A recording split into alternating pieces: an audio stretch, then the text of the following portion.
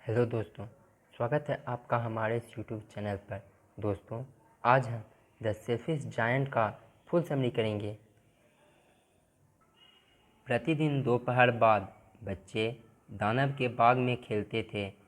वे school से आते हुए ऐसा करते थे। यह बड़ा तथा सुंदर बाग था। इसमें नर्म घास थी। इसमें फलों के वृक्ष थे। उनमें सुंदर फल लगते थे। पक्षी मीठा गाते थे। इसमें खेलकर बच्चे खुश थे। 7 वर्ष पश्चात एक दिन दानव वापस आ गया। वह अपने मित्र कॉर्निश ऑग्रे के साथ रुका था। उसने बच्चों को अपने बाग में खेलते देखा। बच्चे उसे देखते ही भाग गए। उसने कहा कि यह उसका अपना बाग था। वह इसमें किसी को भी खेलने नहीं देगा। उसने इसके चारों तरफ एक दीवार बना ली।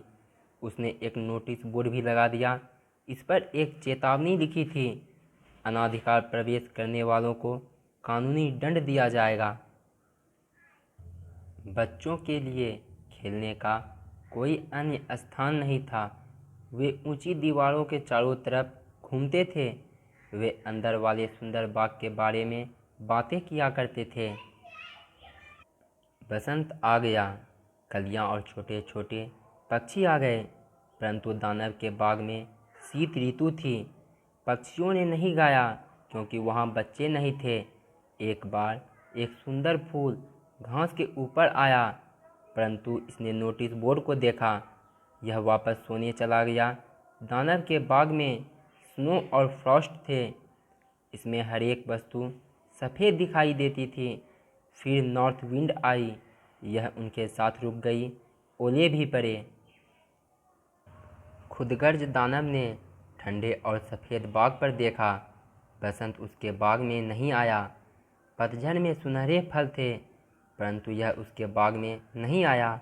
Winter, north wind, hello, Frost, snow वहाँ नाचते थे। एक सुबह दानव ने कुछ मधुर संगीत सुना। यह काफ़ी मधुर था।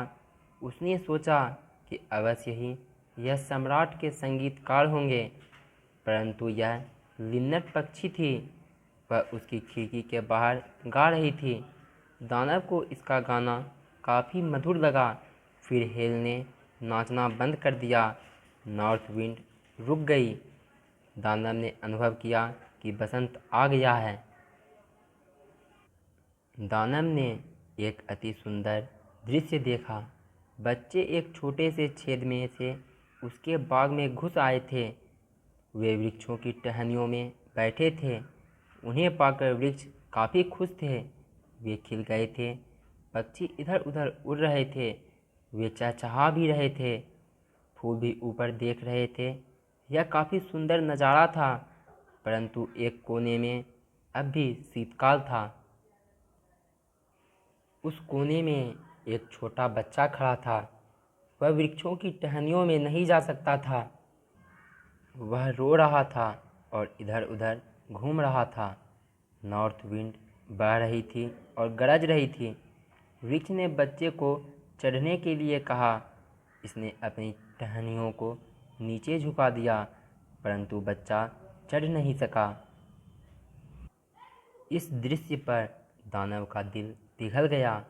उसने कहा कि वह वास्तव में खुदगर्ज है। उसने यह भी कहा कि वह अब समझ गया है कि बसंत क्यों नहीं आया। वह उस छोटे बच्चे को वृक्ष की चोटी पर पहुंचाएगा। वह दीवार को भी गिरा देगा। हमेशा के लिए उसका बाग बच्चों का खेल का मैदान बनेगा। जो कुछ उसने किया था उसके लिए उसे दुख था। जब बच्चों ने दानव को देखा तो वे दौड़ गए। बाग फिर शीतकाल बन गया।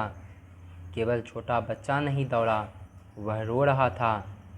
उसने दानव को आते नहीं देखा। दानव ने उसे वृक्ष में पहुंचा दिया। वृक्ष तुरंत खिल गया। छोटे बच्चे ने दानव का चुंबन लिया।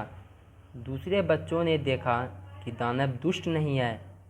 वे दौड़ते हुए वापस आ गए। उनके साथ बसंत भी आ गया। दानव ने बच्चों को बताया कि यह उनका बाग है। उसने दीवार गिरा दी। लोगों ने दानव को दोपहर के समय बच्चों के साथ खेलते देखा।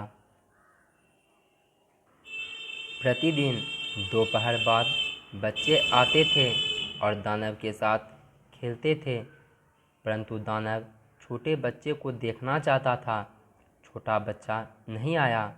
वर्षों गुजर गए। दानव काफ़ी कमज़ोर हो गया। वह बच्चों को खेलते देखता। वह कहा करता था कि बच्चे सबसे सुंदर फूल होते हैं।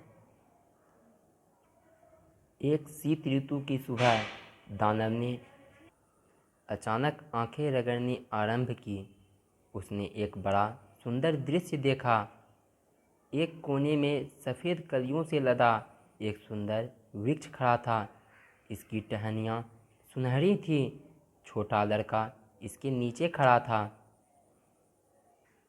दानव ने देखा कि छोटा लड़का घायल था। उसके हाथों और पैरों पर नाखूनों के 2 निशान थे। दानव काफ़ी गुस्सा हुआ। उसने कहा कि वह उस व्यक्ति का कत्ल कर देगा जिसने उसे घायल किया था। परंतु लड़के ने दानव को बताया कि वे घाव प्यार के थे।